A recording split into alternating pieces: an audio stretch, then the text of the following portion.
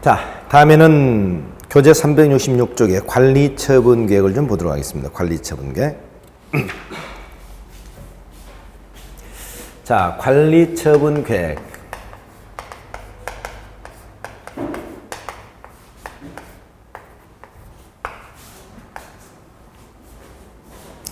관리처분 계획은 이건 사업 시행자가 수립하는 계획이죠. 이건 일종의 뭐라고 그랬습니까? 일종의 분양 계획이라고 그랬습니다. 분양 계획.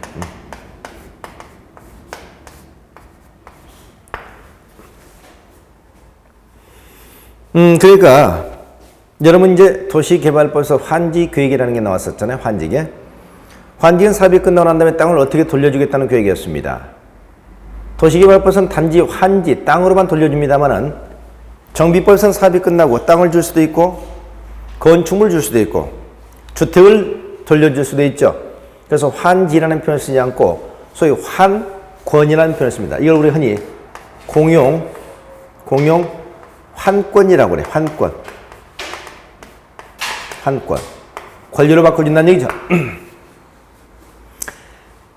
이런 우리가 환권 계획을 수립해 놓고 사업을 갖다 시행하는 것인데 이것도 사업 시행자가 토지 등 소지한 약속이다 이렇게 기억하시면 되겠습니다. 자, 그러면 관리청구 수립하려면 먼저 분양 신청을 받아야 됩니다. 분양 신청을 받아야 돼요.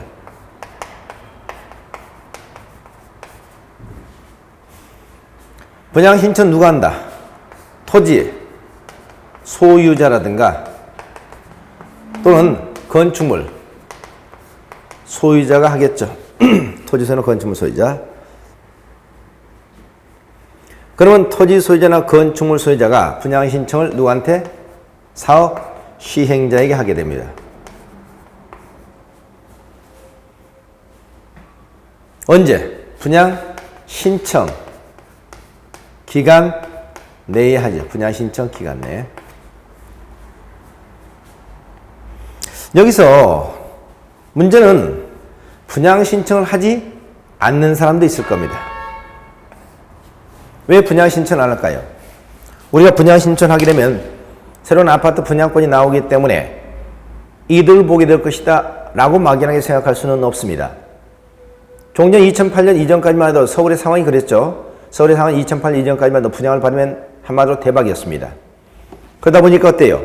어디가 재개발된다? 그러면 어때요? 그 지역 내에서 단독주택 지분을 매수하고 매점하는 이런 현상들이 굉장히 강했었습니다.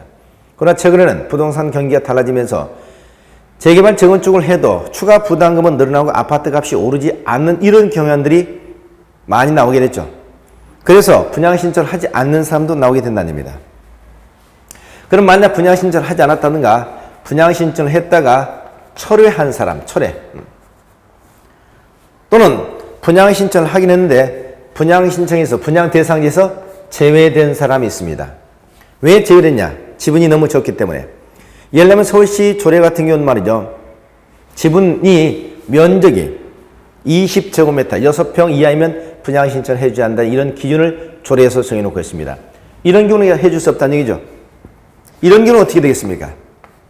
분양 신청을 하지 않았다. 분양 신청을 했다가 철회했다. 분양 신청을 하기는 했지만 제외되어버렸다. 이런 경우는 어떻게 한다? 현금 청산하게 됩니다. 현금 청산.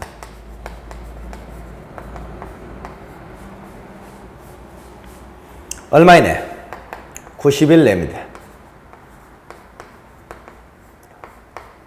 언제부터 90일? 이 관리청계 인가받은 다음 날로부터 90일입니다. 그래서 이 관리청계 인가받은 그 다음 날로부터 90일 이내 현금으로 청산하도록 되어 있다. 이렇게 기억하세요. 자, 그러면 이걸 기초로 해가지고 관리청계 수립하게 되는데 단 우리가 어떻습니까? 예를 들면 모든 사업에서 관리청을 수립하는 건 아니에요. 관리청을 수립하지 않는 사업도 있습니다. 예를 들면 여러분 주거환경 무슨 사업? 개선사업 있죠? 주거환경 개선사업 중에서 아까 뭐 개량방법 있지 않습니까? 또는 주거환경 관리사업. 주거환경 관리사업 이건 철거를 하지 않는다 그랬죠? 서로가 하지 않는다. 뭐 여기 뭐 계량 방식 이런 경우 등은 관리청을 수립하지 않습니다. 그래서 모든 정비사업에서 관리청을 수립한 것은 아니다 이렇게 보시면 되겠습니다. 자, 그럼 관리처분 계획 이제 내용을 살펴보겠습니다. 관리처분 내용. 관리처분 어떤 내용이 정해졌냐? 관리처분 계획의 내용은 우선 여러분께서 367쪽 보니까 관리처분 내용이 나와요. 내용. 관리처분 계획 내용은 출제로 자주 되죠. 이건 관리처분 내용을 몰수의 암기로 생각하지 마시고 이렇게 생각해 보세요. 관리처분 계획은 약속이다. 누가 한 약속? 사업시행자 한 약속.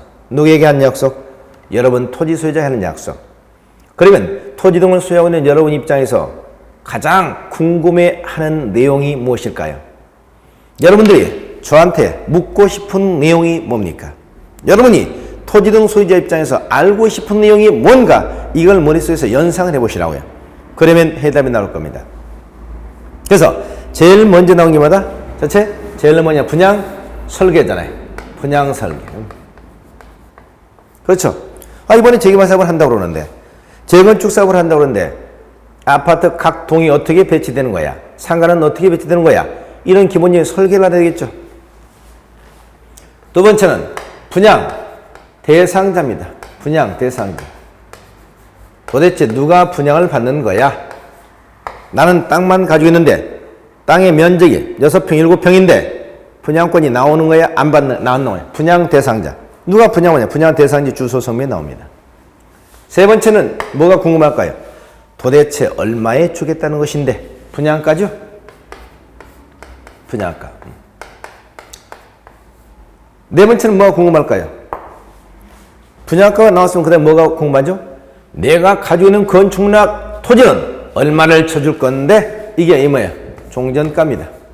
종전가. 이건 사업, 시행, 인가고시를 기준합니다. 인가고시를.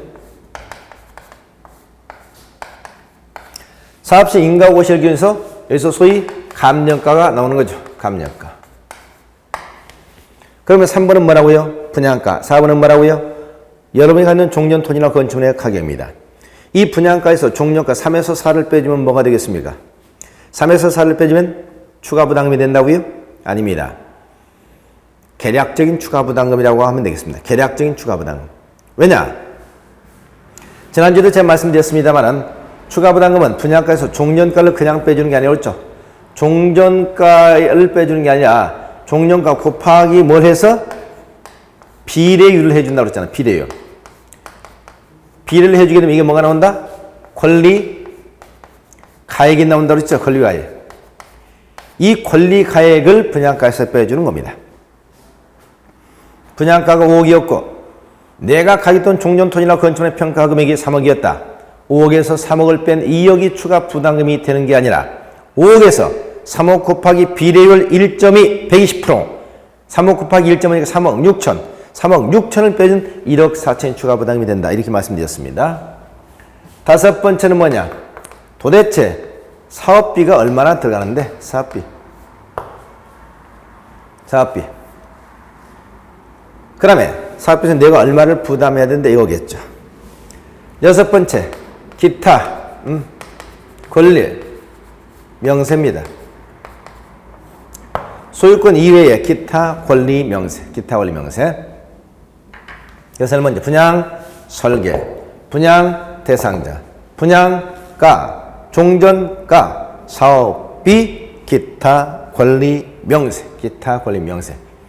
자, 이것들을 우리가 관리처분 계획의 내용이 되겠습니다.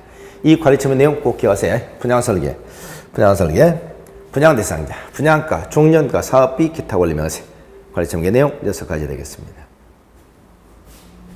자, 이렇게 관리처분 계획 수립하게 되면 관리처분 계획을 이제 인가를 받습니다. 인가를 받게 되고 그 다음에 관리처분 계획에서 여러분 368조를 한번 보시죠. 368조에서 관리처분의 작성 기준이 나오죠. 관리처분의 작성 기준에서 여러분 7번 좀 보겠습니다. 6번 좀 보겠습니다. 6번. 이게 뭐냐? 특히 주택 공급 방법이라고 합니다. 주택 공급 방법.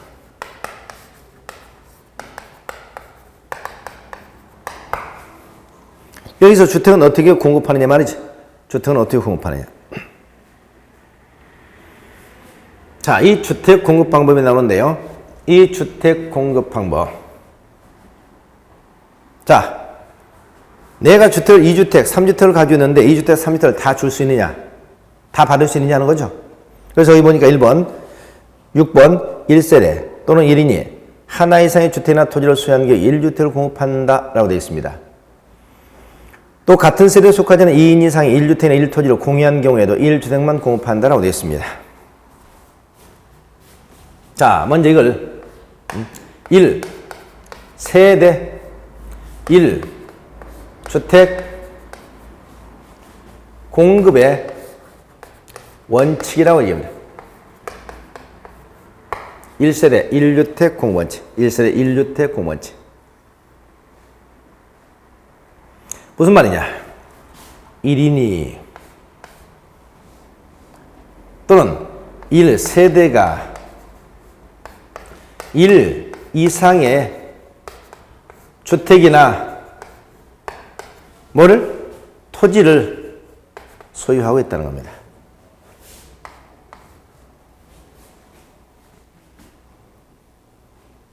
이런 경우 몇 주택? 1주택을 주겠다는 거예요. 1주택. 다시 말해서 제가 주택을 2개, 3개를 가지고 있다. 제가 주택을 2개, 3개 가지고 있어도 저는 하나만 주겠다는 얘기입니다. 그럼 나머지는 어때요? 현금 청산하겠다는 얘기죠. 이게 1인 1주택입니다. 그런데 1인 1주택을 고수하다 보면 또 이런 문제 나오겠죠. 제가 주택을 하나 가지고 있으니까 하나를 달라. 부인도 주택을 하나 가지고 있으면 또 하나 달라. 그러면 결국 어때요? 2개를 받는 것이 되겠죠. 이것 때문에 나온 것이 1세대 1주택입니다. 제가 하나를 가지고 있고 부인이 하나 가지고 있습니다. 그러니까 우리는 두 사람이니까 하나씩 따로 달라 이렇게 얘기했더니 법이 뭐라고 한다? 아니다. 너희들은 부부잖아. 부부는 일심동체잖아. 일심동체니까 너희들은 결국 하나만 주겠다 하는 것이죠. 그러면 또 이제 뭐를 쓸 수 있겠네? 어떻게? 부부간에 세대 분리를 하는 겁니다. 세대 분리. 세대 분리하면 이제 2세대 됐죠. 이제 2세대 됐으니까 따로 또 하나씩 달라고 또 이렇게 요구를 했습니다. 2개 줄까요? 아니죠. 이때도 2개 안 줍니다. 왜? 법이 하는 말. 뭐라고 한다? 세대가 분리됐다고 해서 너희들이 남이가 이 말이죠. 세대가 분리됐다 하더라도 남이 아니라는 얘기죠. 하고 싶으면 영원히 이혼을 해라. 이혼을 하면 그때는 2개 주겠다. 이게 법의 입장입니다. 자, 이게 1인 또는 1세대 1주택 원칙입니다. 그 다음에 2인 이상이 1토지를 공유하고 있다. 공유하고 있어도 1주택을 줍니다. 여러분 소유하고 있는 아파트 등기 누가 앞으로 되어 있습니까? 남편과 부인 공동면허로 되어 있죠? 공동면허로 됐으니까 2 사람이니까 각각 2개를 달라 했더니 아니다 이 말이죠. 이런 경우도 하나만 주겠다는 얘기입니다. 자, 이게 1주택 공급 원칙이 되겠습니다. 1주택 공급 원칙. 자, 이렇게 주는데 문제는 이렇게 하다 보니까 자꾸 문제가 발생해요. 문제. 그래서 문제가 발생해서 어떤 문제가 나오느냐. 그 밑에 7번이죠. 자, 다음과 같은 경우는 다음의 방법에 따라서 주택을 공급할 수 있다고 되어 있습니다. 1번 2인 이상이 1토지를 공유한 경우 2인 이상이 1토지를 공유한 경우로서 시도 조례로 주택 공급에 관하여 따로 정하고 있는 경우는 시도 조례 정하는 바에 따라 주택을 공급할 수 있다라고 되어 있습니다. 이게 무슨 말이냐? 2인 이상이 1토지를 공유하고 있어. 1토지를 공유하고 있다. 갑이라고 하는 사람과 을이라고 하는 사람이 이 토지를 공유하고 있다고요. 지분은 2분의 1입니다. 그럼 갑과 을이 이렇게 공유하게 되면 원래 몇 주택? 1주택을 줬다는 얘기죠. 1주택. 1주택을 주다 보니까 어떤 문제가 발생하느냐. 보세요. 여기에 을이라는 사람이 있고요. 여기에 병이라는 사람이 있는데 을이 토지를 200제곱미터, 병이 토지를 300제곱미터 이렇게 가지고 있습니다. 근데 을에게도 1주택, 병에게도 1주택 하나씩을 주더란 얘기죠. 근데 갑과 을이 이 토지를 공유하고 있는데 1주택을 줬어요. 그런데 이 토지 얼마냐? 무려 2000제곱미터입니다. 그러면 뭐라고 얘기했습니까? 갑을이 야, 을도 하나, 병도 하나, 200도 하나, 300도 하나 받고 있는데 이건 둘이 나눠도 얼마예요? 1000이잖아요. 근데 왜 우리는 하나밖에 안 주냐? 이런 불만이 쏟아져 나오겠죠. 자, 이걸 인정해서 개정을 한 겁니다. 좋다. 2인 이상이 1토지를 공유하고 있으면 1주택을 공급하되 다만 시도 조례가 어떻게 주겠다고 따로 정해놓은 바가 있으면 시도 조례에 따라서 주택을 공급할 수 있다는 얘기입니다. 이게 뭐냐? 시도 조례가 정하는 방법에 따라 주택을 공급할 수 있다. 시도 조례가 합리적인 규정을 두어라 하고 시도 조례에게 위임을 해버린 겁니다. 그래서 지금 현재 서울시 조례 같은 경우는 2인 이상 1토지를 공유하고 있는 경우 1주택을 공급하되 다만 그 지분이 90제곱미터를 초과하면 추가로 1주택을 공급할 수 있다. 이렇게 규정을 해놓고 있는 겁니다. 자, 이게 우리가 1번입니다. 그 다음 2번. 다음 어느 하나에 해당하는 토지 소유자는 소유한 주택수만 공급할 수, 소유한 주택수. 소유한 주택수만큼 공급할 수 있다는 것은 가지고 있는 만큼 다 주겠다는 거죠. 가지고 있는 만큼 다 주는 경우가 1번. 수도권, 과밀 억제권역에 위치하지 아니한 재건축 사업의 토지 등 소유자입니다. 우리는 수도권 하면 어딜 얘기하죠? 수도권. 서울, 인천, 경기를 묶어서 수도권이라고 합니다. 수도권. 그러면 서울, 인천, 경기를 제한 나머지 우리가 지방이라고 얘기해요. 근데 수도권은 다시 세 개지로 나누죠. 과밀억제권역, 성장관리권역, 자연보전권역. 자, 뜨거운 지역.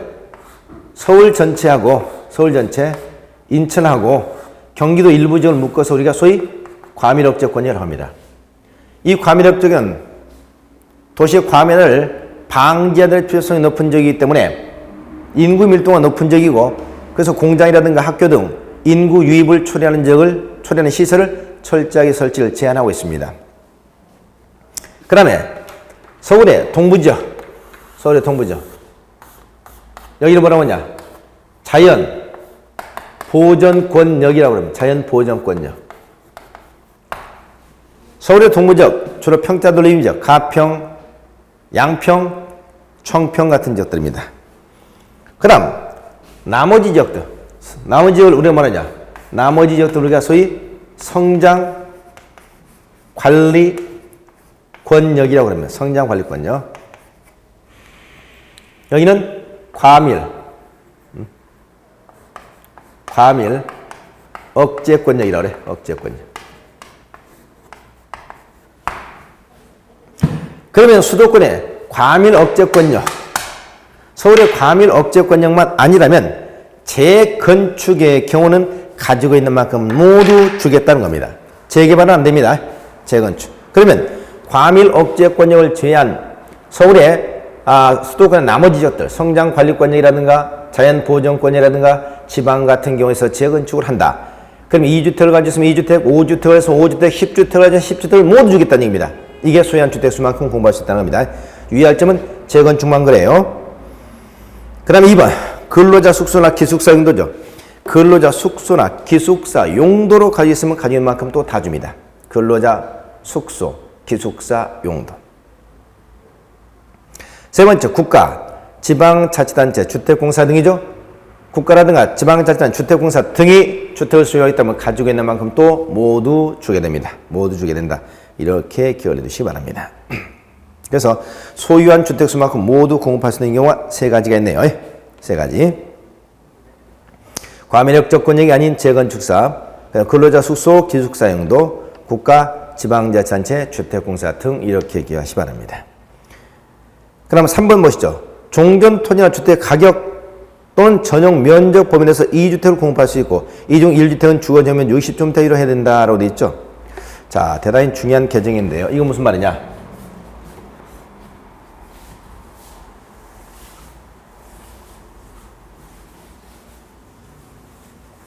이건 우리가 가지고 있는 자 1주택이 있습니다. 1주택.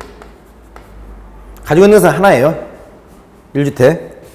근데 1주택이면 당연하게 1주택만 받겠죠. 근데 이 1주택의 주거 전용 면적이나 특히 가격 범위 내에서는 앞으로 2주택까지 주택을 공급하겠다는 얘기입니다. 다시 말해서 이게 서울의 반포 주공 아파트입니다. 반포 주공 아파트 이게 13평 아파트가 가격 얼마 가더라? 이게 만약에 15억이 가더라 이 말. 15억이 하는데 전에는 여기서 몇 주택? 1주택만 줬습니다. 1주택. 1주택을 32평 하나 분양받았어요. 얼마에? 5억에.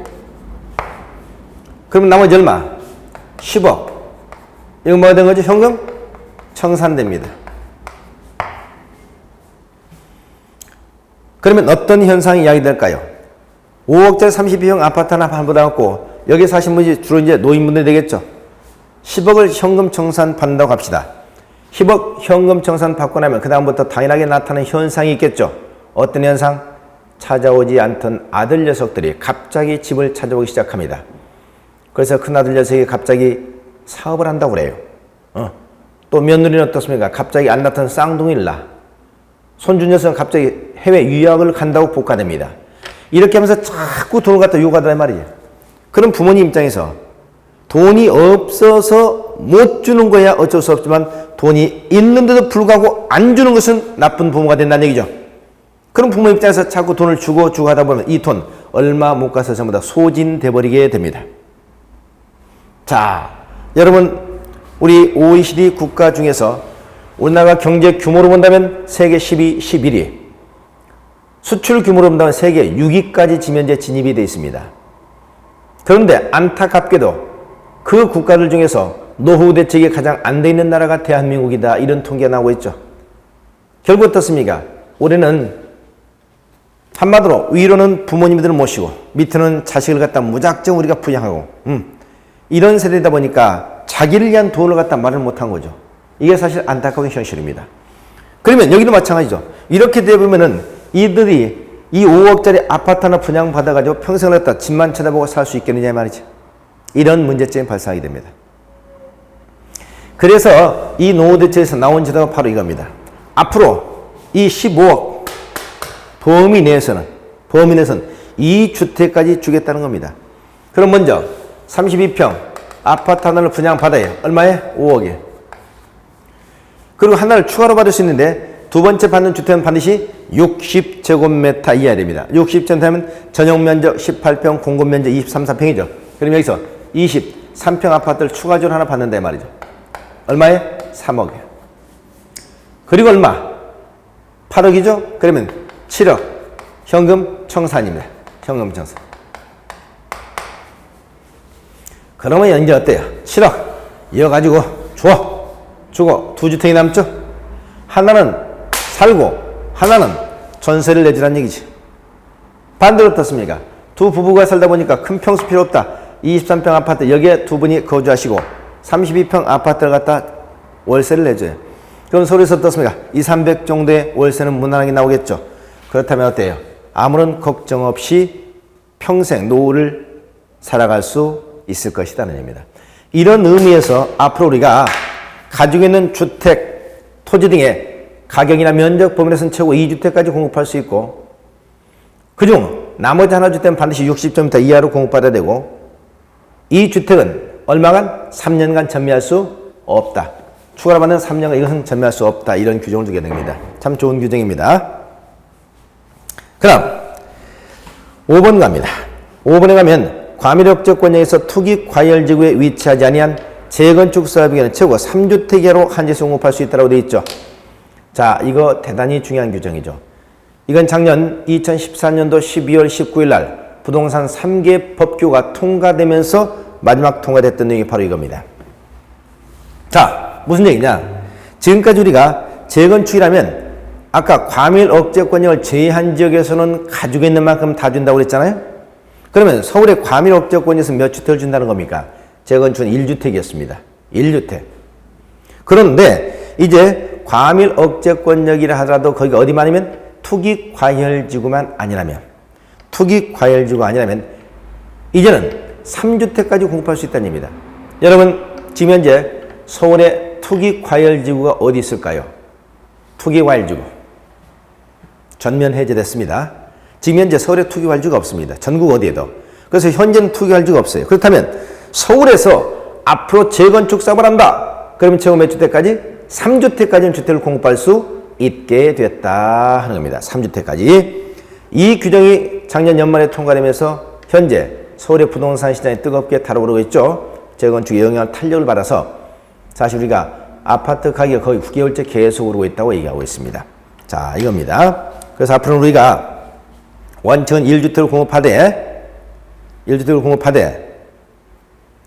조례가 정하는 바에 따라서 따로 공급할 수 있는 경우도 있고, 또 우리가 가지고 있는 것은 하나이지만 면적이나 가격 범위에서 2주택을 공급할 수 있는 경우도 있고, 그 다음에 과밀억제권에서는 최고 3주택까지 공급할 수도 있고, 과밀억제권이 아니면 가지고 있는 만큼 다 줄 수도 있고, 이렇게 다양하게 우리가 개정이 됐다는 점, 요거 좀 유의해 두시기 바랍니다.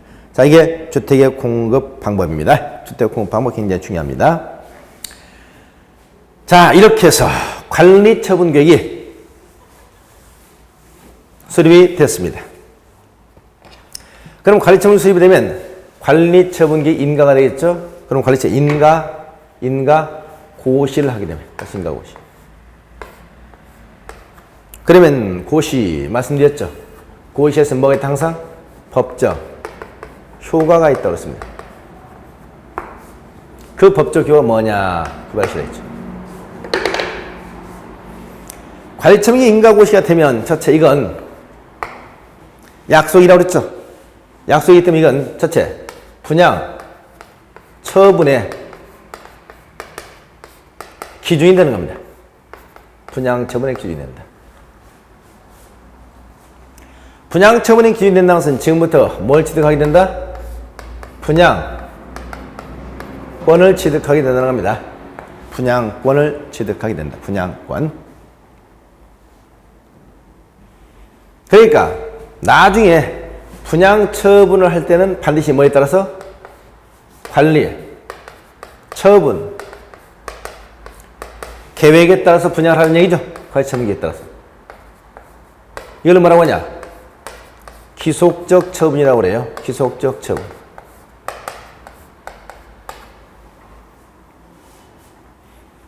따라서 만약에 분양 처분을 하면서 약속을 위반해서 마음대로 재량껏 분양 처분을 하게 되면 당연하게 위법을 문제 삼아서 행정쟁송으로 다툴 수 있게 된다는 얘기입니다. 그래서 분양 처분은 어떻게 된다? 약속되어야 된다. 약속. 그 약속이 뭐다? 관리처분 계획이라는 얘기입니다. 두 번째. 관리처분이 인가가 되면은 지금부터 사업 시행이 들어갑니다. 사업 시행.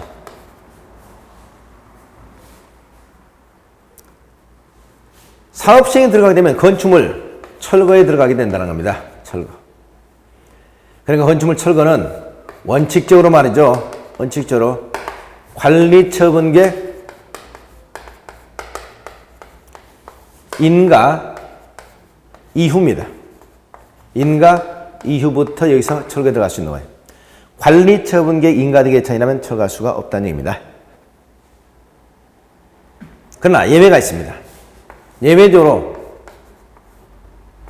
여기서 그 이전에 철거할 수 있는 경우도 있습니다. 어떤 경우냐? 소위 우리가 우범지대 우려 또는 재난의 우려, 어떤 붕괴될 위험성이 있다든가 우범지대 우려가 있다든가 이런 특별한 경우는 그 이전 관리처분계 인가되기 전이라도 철거할 수 있는 경우가 있습니다. 이때는 우리가 사업 시행자의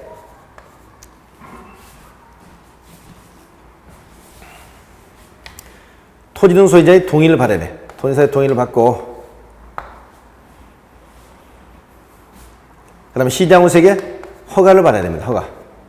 그러면 그 이전에 철거할 수 있다 이렇게 보세요. 그래서 건축물 철거는 원칙적으로 언제 한다? 건축물 철거는 원칙적으로 관리처분계 인가 이후에 철거해야 되지만 다만 거기가 우범지대 우려라든가 어떤 붕괴 등의 이런 우려가 있을 때는 시장으로서의 철거 허가를 받고 토지는 소유자에게 동의를 받으면 그지라도 여기서 철거할 수 있다는 점 기억하시기 바랍니다. 그러면 철거에 들어가면 이제는 뭐가 되느냐?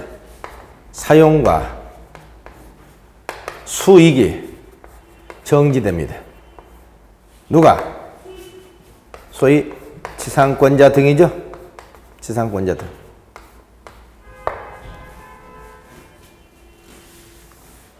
지상권, 전세권, 임차권, 지상권이라든가 전세권이라든가 임차권 등을 가지고 있는 사람들은 앞으로 건축물 철거에 들어가니까 그의 사용수익이 금지된다 말이죠. 사용수익이 금지됩니다. 그래서 사용수익은 관리처분기 인가고 시 이후부터 사용수익이 정지된다 이렇게 보시면 됩니다. 물론 사용수익이 전부 다 정지되는 건 아닙니다. 여기도 어떻습니까? 사업시행자의 동의를 받는다든가 또는 손실보상이 완료되지 않은 경우는 일부 사용할 수 있는 경우도 있습니다. 그러나 원칙적으로 사용수익이 정지가 된다는 얘기입니다. 자, 여기서 문제가 되는 것이 사용수익이 정지가 되면 지상권자, 전세권, 임차권자 앞으로 뭐 해야 되겠습니까? 사용수익 할 수 없다는 얘기죠. 그래서 여기서 지금부터 계약을 해지할 수가 있습니다. 계약 해지가 가능해요.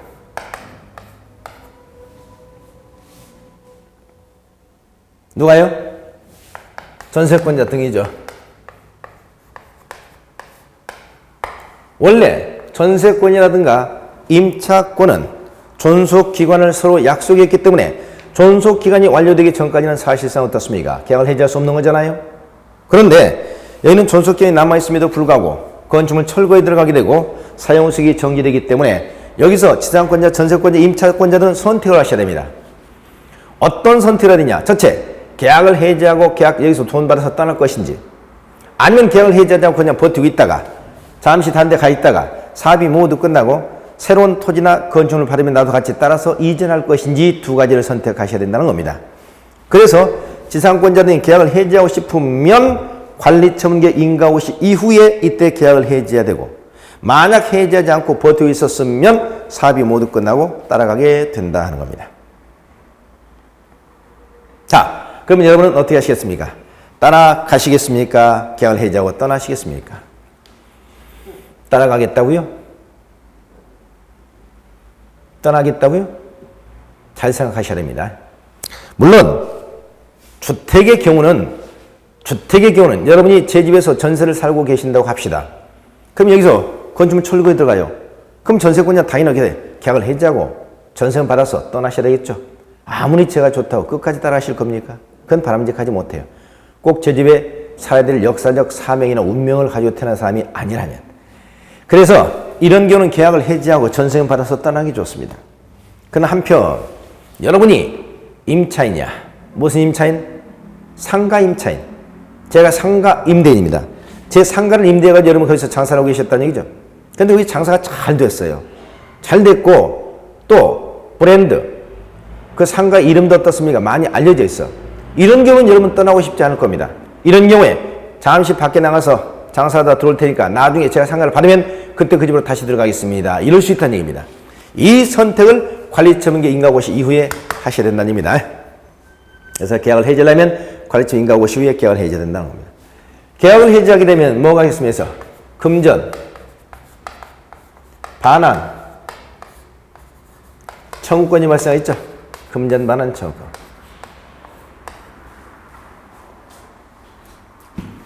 이 금전, 반환, 청구권은 뭐다? 전세라면 전세금을, 전세금. 임대라면 임대 보증금을 돌려받게 된다는 겁니다. 이때 전세금이나 임대 보증금을 누구에게 돌려달라고 해야 되겠습니까?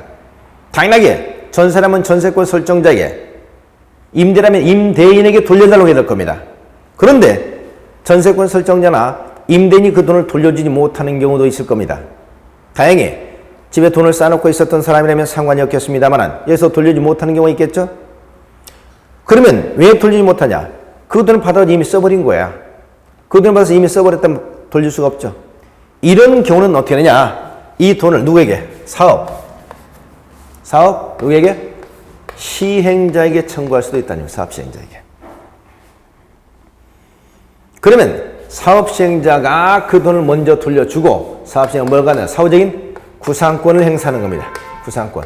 누구에게? 토지 등 소유자에게. 토지 등 소유자에게. 그런데 토지 등 소유자가 끝까지 그 돈을 돌려주지 않아요. 돌지 않으면 시행자가 뭘 할 수 있다? 압류할 수 있습니다. 뭐를? 시행자가 지금 이제 토지 등 소유에 넘겨둘 대지라든가 건축물 등이 있죠? 이걸 압류할 수 있다고요. 압류하게 되면 어떤 효력이 발생하냐? 저당권의 효력이 발생하게 됩니다. 저당권. 그러면 저당권의 효력이 발생하게 되면 계속 변제한테 여기서 경매 처분할 수 있다는 얘기죠? 경매 신청 가능하다는 얘기입니다. 경매 신청.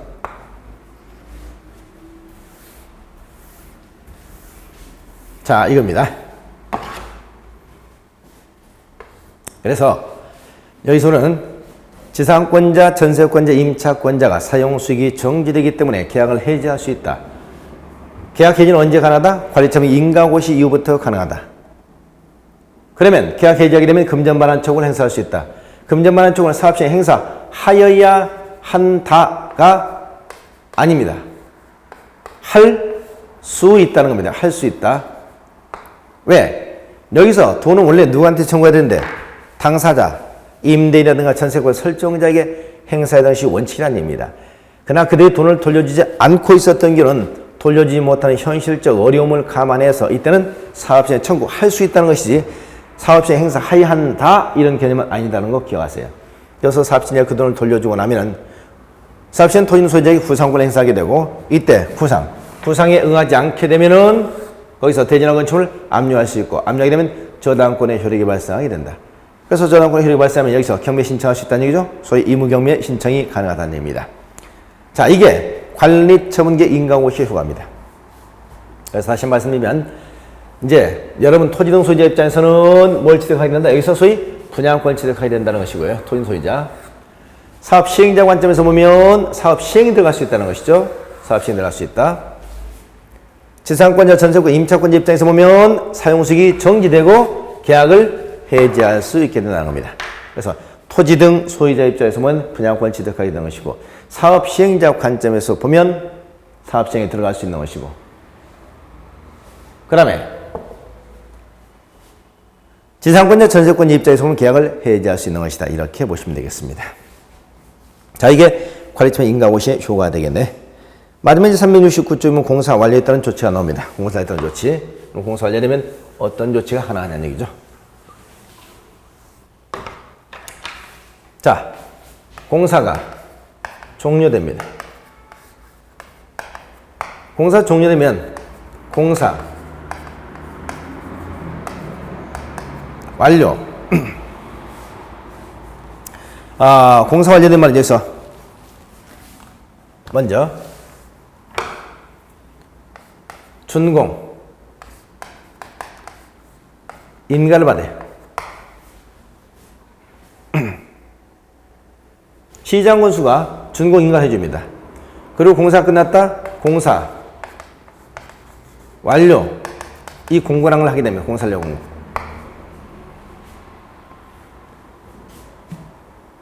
그리고 소위 우리가 소유권 이전을 해주게 됩니다. 시행자 소유권 이전을 소유권 이전 고시를 하게 됩니다. 소유권 이전 고시. 이 소유권 이전 고시를 우리가 소위 권리 이전 고시라고 권리 이전 고시. 그래서 소유권 이전 고시, 권리 이전 고시가 있으면 여기서 소유권 이전, 권리 이전하게 되고 여기서 이전하게 되면 어떻습니까? 여기서 소유권 이전 고시를 이 다음날입니다. 다음날 모든 권리가 이전되고 권리가 확정된다. 이렇게 보시면 되겠네. 확정. 여러분 도시개발법에서는 환지 방식의 사업을 시행할 때 환지처분 공고일 다음날 권리가 이전되고 확정되거든요. 정비법에서는 이 소유권 이전 고시일 다음날, 권리 이전 고시일 다음날 모든 권리가 이전되고 확정이 된다. 이렇게 보시면 되겠습니다. 그래서 소유권 이전 고시 다음 날부터 소위 청산도 가능하죠. 청산.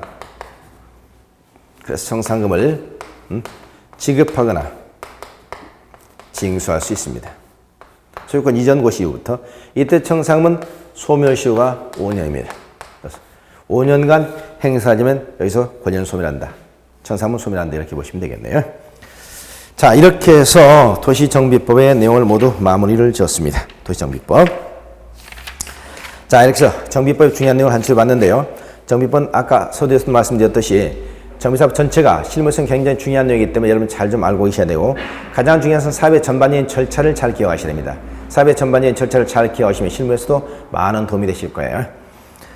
자, 이렇게 해서 오늘 그럼 도시정비법의 내용을 모두 마무리 짓고요. 특히 이제 실무에 들어가게 되면 여러분 재개발사업과 재건축사업, 재건축사업과 재개발사업이 어떻게 다른가, 이 내용도 좀 꼭 좀 구별해서 잘 좀 기억을 해 두셔야 됩니다. 자, 그럼 오늘 수업은 여기서 마무리 짓도록 하고요. 다음 주에 건축법 시간에 다시 뵙도록 하겠습니다. 자, 수고하셨습니다.